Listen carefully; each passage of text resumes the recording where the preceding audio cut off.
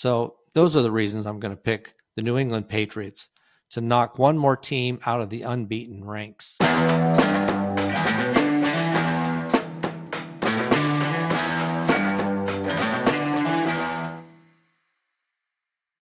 Welcome to Just the Stats NFL, the show that covers the NFL statistical leaders from the all-time greats to the current players leading the NFL. I'm Ernie Jennings, your host, and in this podcast, we'll be looking at the game between the New England Patriots and the Buffalo Bills. All right, let's just get started right away. This game is in Buffalo. The Bills are 4-0. Let's look at some top 10s to be watching for in this game. First of all, Josh Allen is right now the number 3 all-time quarterback for the Buffalo Bills in passing yards. He's got 27,398. He needs less than 200 yards to pass Joe Ferguson, who's in second with 27,590. Despite the fact that he's not been passing for that many yards normally, I do expect that he can get over 200 yards and move into second all time. All right, another top 10 that we'll be watching is Cook. James Cook already is tied for 9th all time in rushing TDs with 25. He just needs one to pass LaShawn McCoy and to move into 9th all by himself. And actually, he would then move into 8th. If he got the one, he'd move into a tie for 8th with Antoine Smith, who played from 1997 to 2000. So he's really in 9th now. He's looking to move into 8th, break that tie with McCoy, and then be tied with Smith.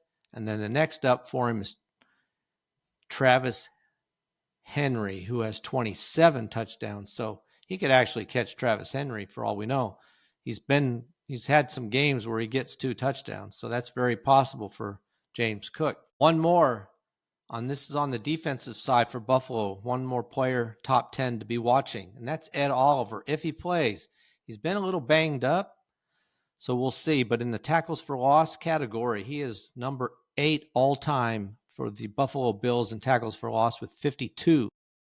He just needs one to tie Pat Williams, who played from 1997 to 2004, and Mario Williams, who played from 2012 to 2015. They both have 53.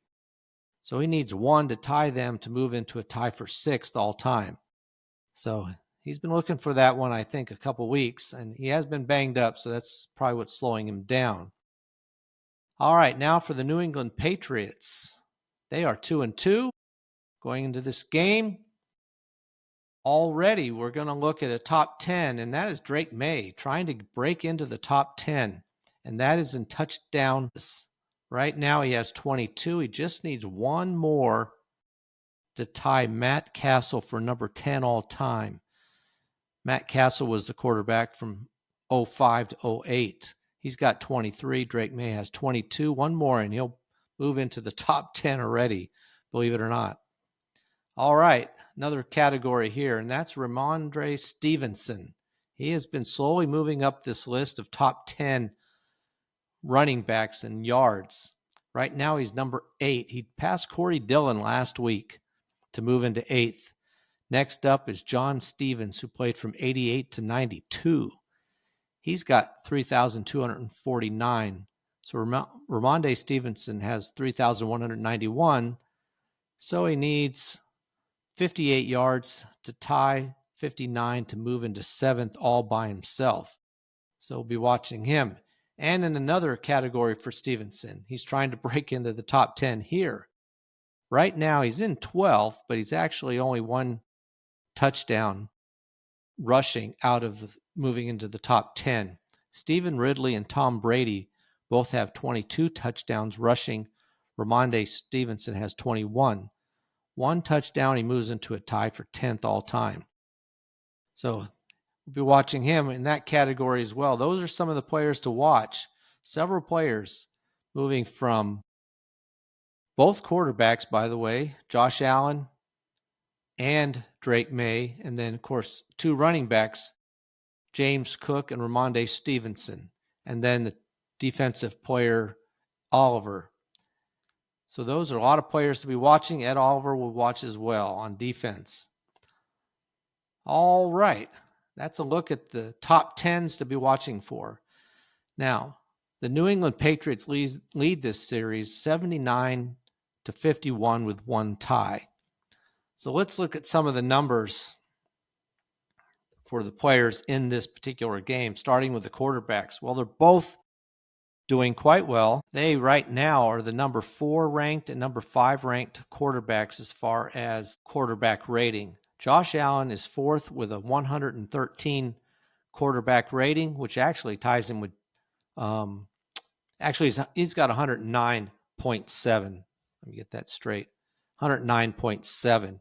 So he's just behind Jared Goff and Jordan Love right now. Lamar Jackson's at the top with 130.5, quite a huge gap between anybody else and him. But here's how close it is between Josh Allen and Drake May. Drake May is 5th right now with 109.4. So the difference between them is only 0.3 right now. So those two quarterbacks have been playing quite well. They both are very similar. Yards, Josh Allen's passed for 964, Drake May 988. Very close. Touchdowns, 7 for Josh Allen, 7 for Drake May. The difference being Allen's throwing 1 interception, Drake May's throwing 2. Also, Drake May's been sacked quite a bit more. Allen 7 times, Drake May 13. Pretty interesting how close their numbers are. Completion percentage, Drake May has been very impressive. One of the highest numbers, probably the highest actually. He's passing 74% of his passes are completed. Josh Allen's not shabby either at 70.2%. So very close between these two. Josh Allen's attempted 121 passes, Drake May 123. That's just how close these two are right now. Very interesting so this should be a good game as far as the quarterbacks go. Now looking at the running backs in this game, well, James Cook right now is the number 2 running back in the NFL, just behind Jonathan Taylor. They're the only 2 over 400 yards going into this game. Very impressive. Only 2 running backs averaging at least 100 yards. Jonathan Taylor has 414, James Cook 401. This is where there's a distinct advantage for the Buffalo Bills, at least in the fact that they have one guy that's doing most of the work. I'll be interested to see how James Cook holds up under these amount of carries. Last year he had just over 200 carries. He's already got 75 this season in 4 games. All right, but looking at the Patriots, this is where they're going to be suffering a little bit. Their number 1 running back is Ramondre Stevenson with 125 yards right now. 4.0 average. James Cook's been averaging 5.3. So he's got 125. They got this spread out. So if you're in fantasy, you're definitely not picking up any of these running backs. At number 54 is actually the quarterback, Drake May. He's their second best running back, if you want to put it that, rusher anyway, with 98 yards. And then right behind him is Trayvon Henderson, who a lot of people were hoping would take over from Stevenson, but he just hasn't been able to do it. He still needs a lot of work on a lot of areas as far as understanding the offense, but he's got 97 yards.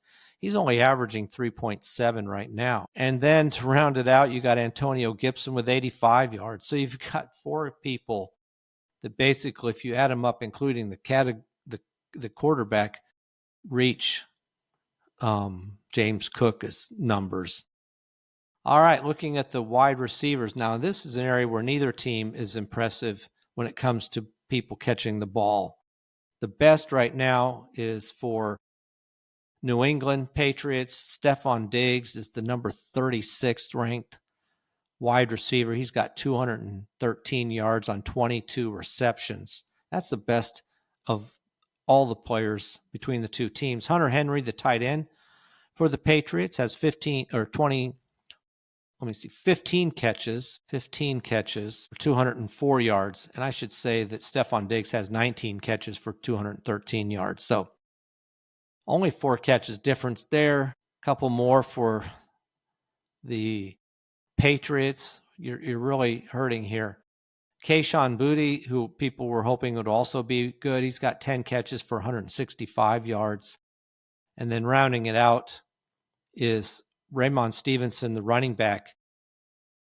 He's, as far as running backs go, he's leading the team with 11 catches for 141 yards. But now looking at the Buffalo Bills, they're worse off than the Patriots as far as their wide receivers go. Their best one is number 43, and that's Keon Coleman. 17 catches for 203 yards. That's the best for them right now.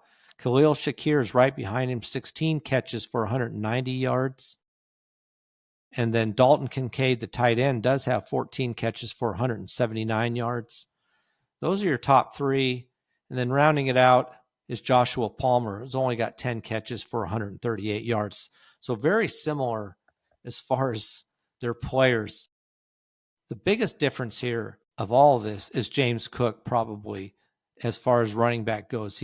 There's no comparison for the Patriots to the running back. The quarterbacks have similar numbers. The wide receivers, tight ends, similar numbers as far as receivers for both teams.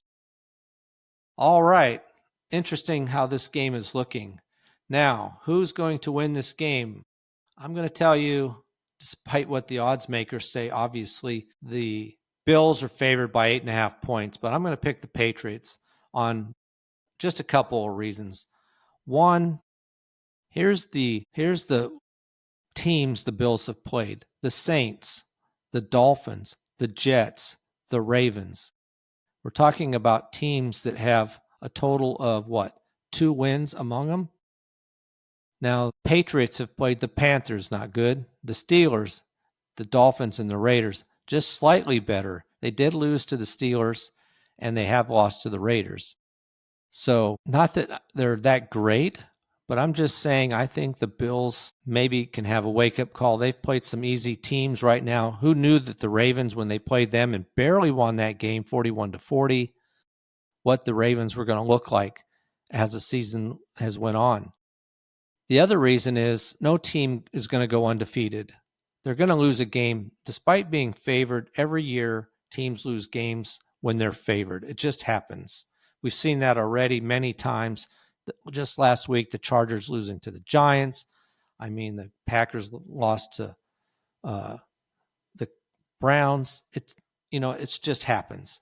So those are the reasons I'm going to pick the New England Patriots to knock one more team out of the unbeaten ranks. All right, that's my look at this game.